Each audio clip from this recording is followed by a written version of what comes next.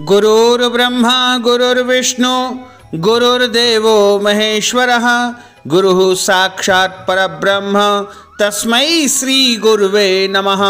भक्तजनों, माताओं बहनों, सादर जय श्री कृष्ण।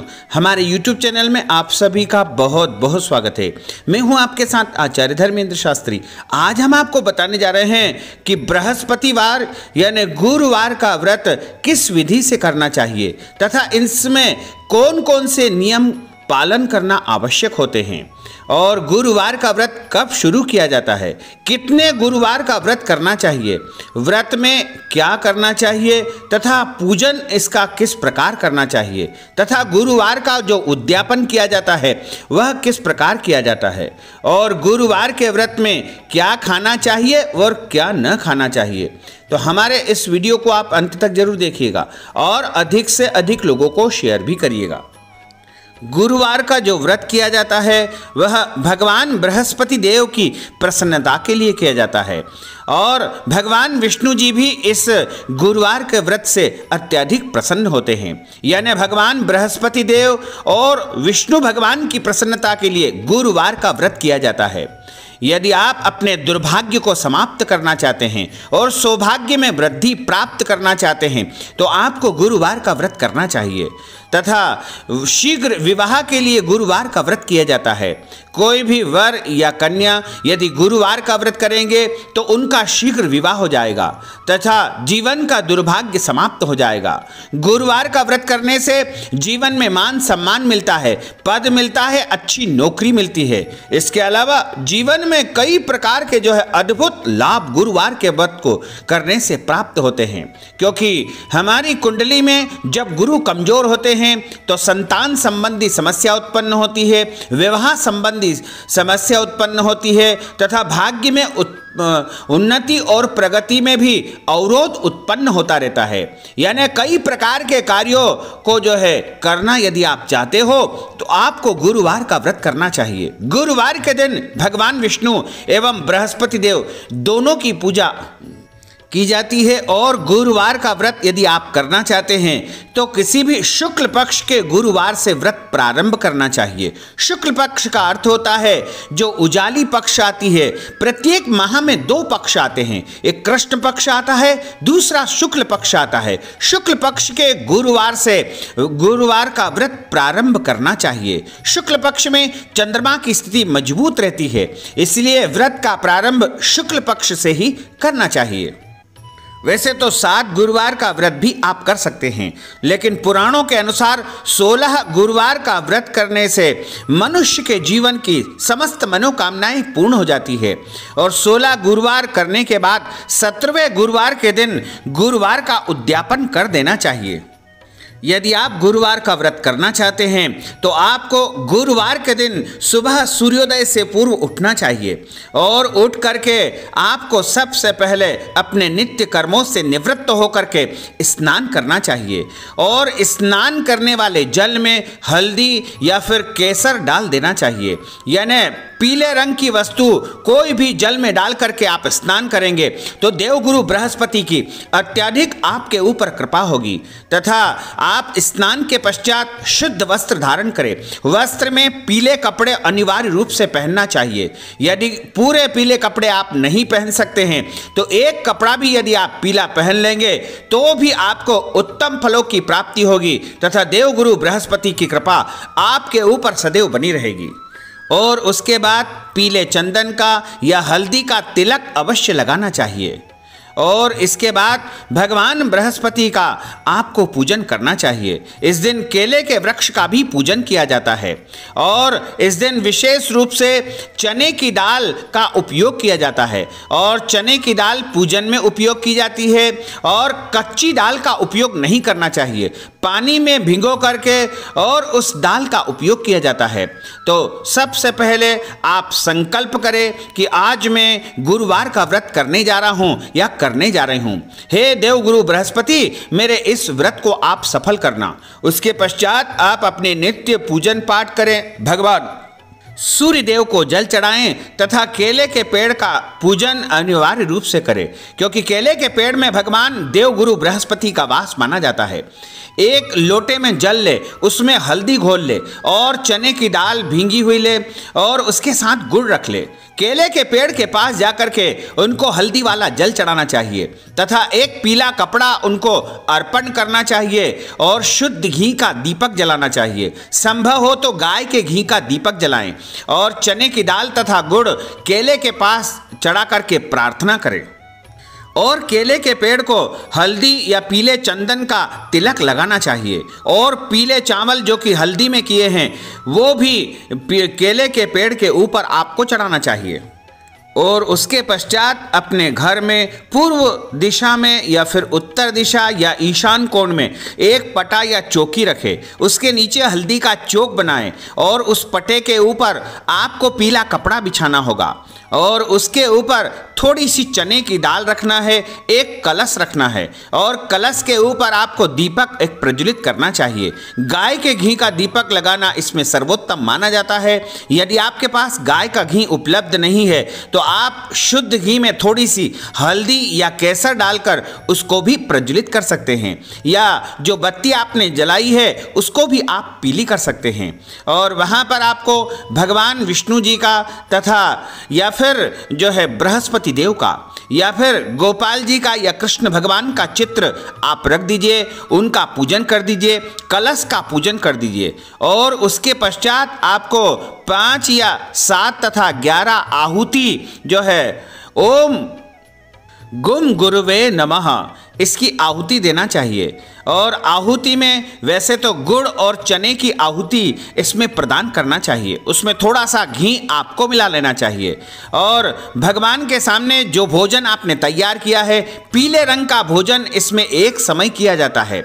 और ध्यान रखना चाहिए कि यदि आप पूर्ण रूप से पीले गुरुवार कर रहे हैं तो आपको नमक नहीं खाना चाहिए, यानी केवल मीठी वस्तु का उपयोग ही करना चाहिए तथा इस व्रत में केला नहीं खाया जाता है और केले को इस दिन जो है भगवान को अनिवार्य रूप से चढ़ा करके ब्राह्मण को केला दान कर दिया जाता है। गलती से भी केला नहीं खाना चाहिए और इस दिन जो है आप चाहें तो केले को प्रसाद के रूप में बांट दे या गाय को खिला दे। और इस दिन गाय को चने की दाल और गुड़ अनिवार्य रूप से खिलाना चाहिए, इससे भी देव गुरु बृहस्पति प्रसन्न होते हैं। गुरुवार के दिन आपको मुख्य रूप से इन बातों का ध्यान रखना चाहिए।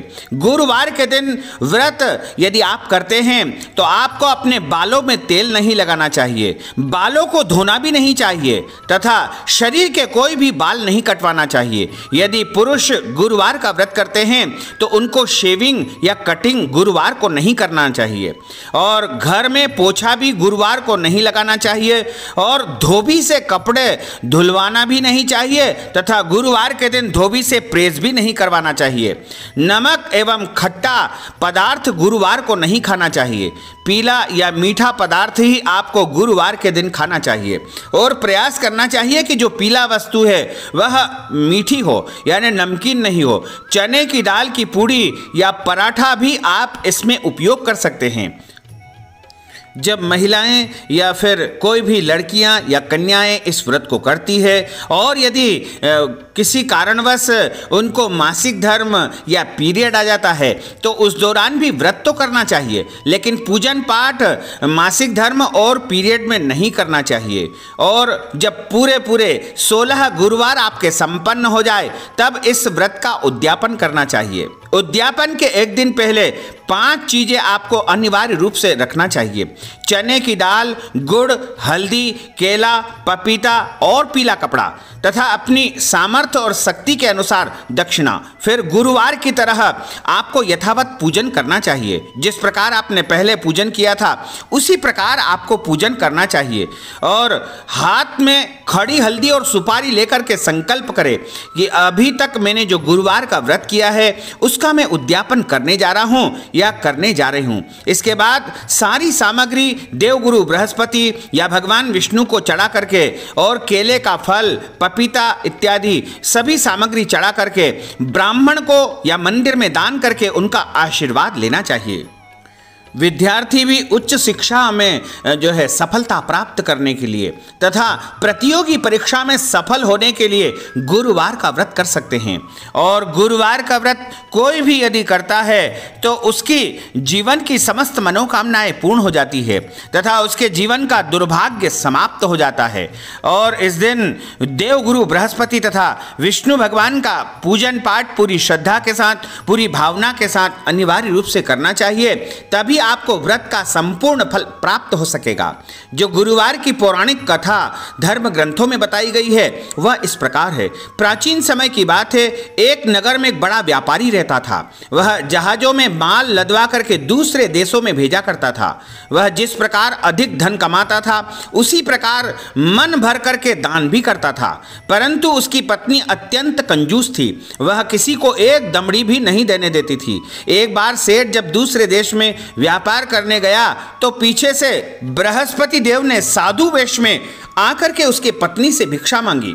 व्यापारी की पत्नी बृहस्पति देव से कहती है कि साधु महाराज, मैं इस दान पुण्य और इस कर्म से तंग आ गई हूँ। आप कोई ऐसा उपाय बताइए जिससे मेरा सारा धन नष्ट हो जाए और मैं आराम से रह सकूं।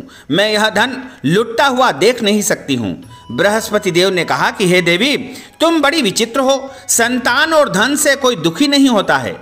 अगर अधिक धन है तो इसे शुभ काम में लगाओ, कुंवारी कन्या का विवाह कराओ, विद्यालय बनवाओ, बाग बगीचों का निर्माण करवाओ और ऐसे पुण्य कर्म करो कि तुम्हारा लोक परलोक सार्थक हो जाए।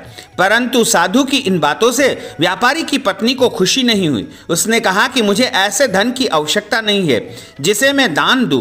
तब बृहस्पति देव बोले कि यदि तुम्हारी ऐसी इच्छा है तो तुम एक उपाय करना। 7 बृहस्पतिवार को घर के गोबर से जो है लीपना, अपने केशों को पीली मिट्टी से धोना, केशों को धोते समय स्नान करना, व्यापारी से हजामत बनवाने को कहना, भोजन में मांस मदिरा खाना, घर में अपने कपड़े जो है धोना। ऐसा करने से तुम्हारा सारा धन नष्ट हो जाएगा। और इतना कहकर बृहस्पति देव वहां से अंतर्ध्यान हो गए। व्यापारी की पत्नी ने बृहस्पति भगवान के कहे अनुसार 7 बृहस्पतिवार का व्रत करने का ऐसा ही निश्चय किया और केवल 3 बृहस्पतिवार बीते कि उसकी धन संपत्ति, उसका सर्वस्व नष्ट हो गया और वह परलोक सिधार गई। जब व्यापारी वापस आया तो उसने देखा कि उसका सब कुछ नष्ट हो चुका है। उस व्यापारी ने अपनी पुत्री को सांत्वना दी और दूसरे नगर में जाकर के बस गया। वह वहां जंगल से लकड़ी काट कर लाता और शहर में बेचता। इस प्रकार अपना जीवन यापन करने लगा। एक दिन उसकी पुत्री ने दही खाने की इच्छा प्रकट की, लेकिन व्यापारी के पास दही खरीदने को पैसे नहीं थे। वह अपनी पुत्री को आश्वासन देकर नगर में जो है निकल गया, लेकिन कहीं से भी उसको पैसे की व्यवस्था नहीं हो पाई और वह जंगल में गया और वृक्ष के नीचे बैठ करके अपनी पूर्व दशा पर विचार करने लगा। उस दिन गुरुवार का दिन था। तभी वहां बृहस्पति देव साधु के रूप में सेठ के पास आए। बोले, तू इस जंगल में किस चिंता में बैठा हुआ है? तब व्यापारी बोला, है महाराज, आप सब कुछ जानते हैं। इतना कहकर व्यापारी अपनी कहानी सुना करके रो पड़ा। बृहस्पति देव बोले, देखो बेटा, तुम्हारी पत्नी ने बृहस्पति देव का अपमान किया है, इसी कारण तुम्हारा यह हाल हुआ है। लेकिन अब तुम किसी प्रकार की चिंता मत करो।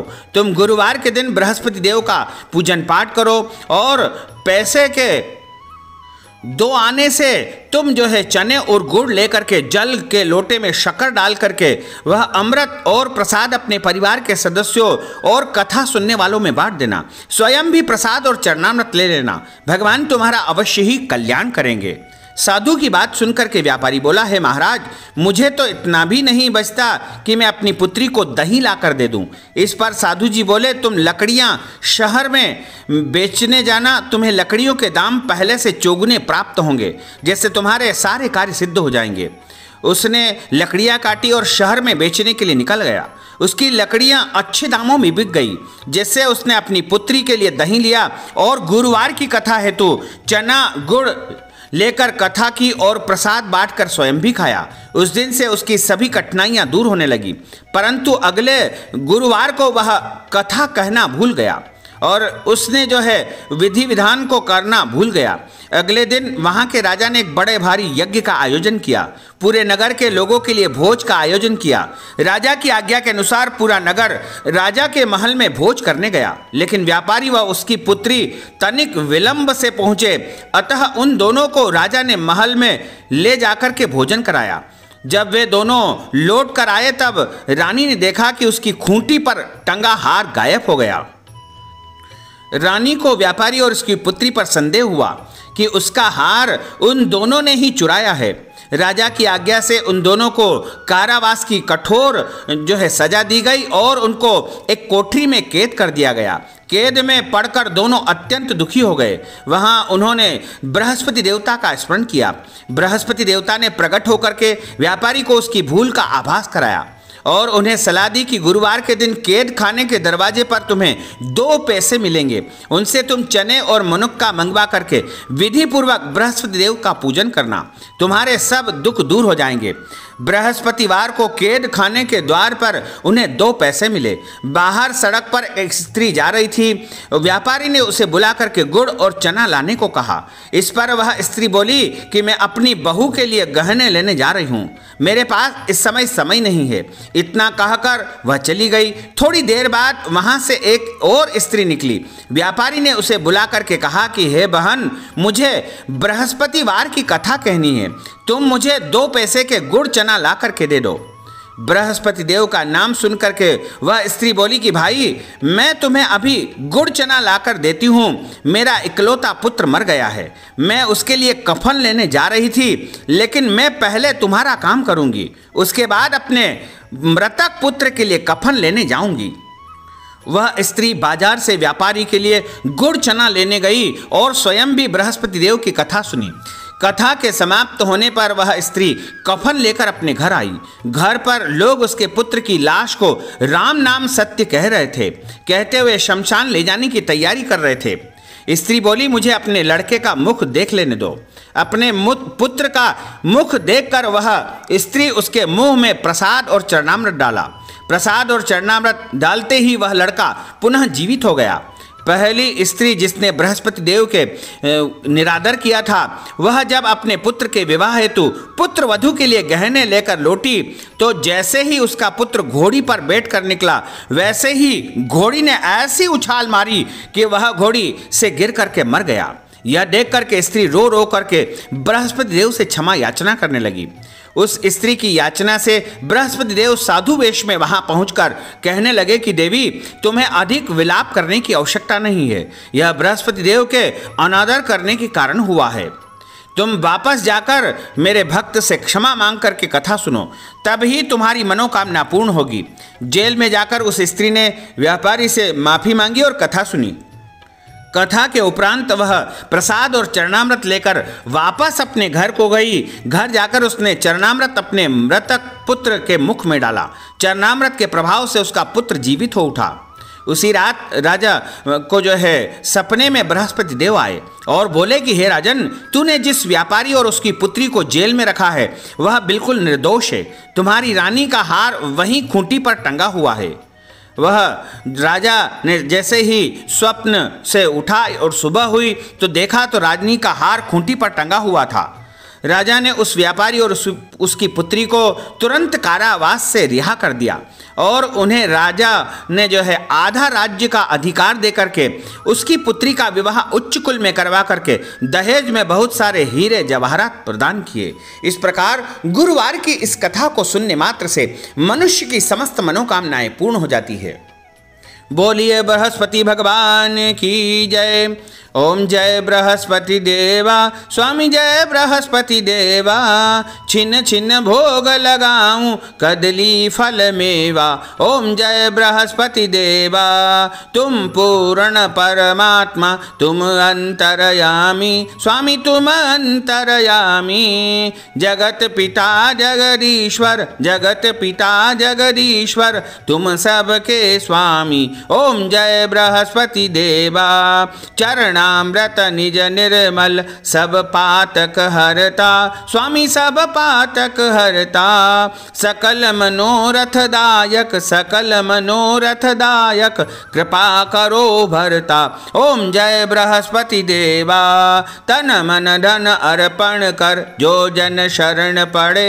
स्वामी जो जन शरण प्रभे, प्रभु प्रगट तब होकर आकर द्वार खड़े। ओम जय बृहस्पति देवा, दीन दयाल दया निधि भक्तन हितकारी। स्वामी भक्तन हितकारी, पाप दोष सब कर हरता, पाप दोष सब हरता, भव बंधन हारी। ओम जय बृहस्पति देवा, सकल मनोरथ दायक, सब संशय तारो। स्वामी सब संशय तारो, विषय विकार मिटावो, विषय विकार मिटावो, संतन सुखकारी। ओम जय बृहस्पति देवा, जो कोई आरती तेरी प्रेम सहित गावे। स्वामी प्रेम सहित गावे, ज्येष्ठानंद बंद सो निश्चय पावे। ओम जय बृहस्पति देवा, जय बृहस्पति देवा। स्वामी जय बृहस्पति देवा,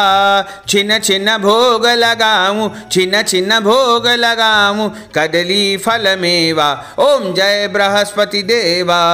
बोलिए बृहस्पति भगवान की जय। भक्तजनों, माताओं बहनों, हमने जो ज्ञानवर्धक जानकारी आपको दी है उसको आप अधिक से अधिक लोगों को शेयर करिएगा, लाइक करिएगा और कमेंट बॉक्स में अपना नाम या प्रभु का नाम या अपने सवाल अवश्य लिख दीजिएगा। साथ ही इस वीडियो को अधिक से अधिक लोगों को शेयर करिएगा, लाइक करिएगा, कमेंट करिएगा और यदि अभी तक आपने सब्सक्राइब नहीं किया है तो अभी और इसी समय सब्सक्राइब अवश्य कर लीजिए। आपको और आपके परिवार को सादर जय श्री कृष्ण, सादर धन्यवाद।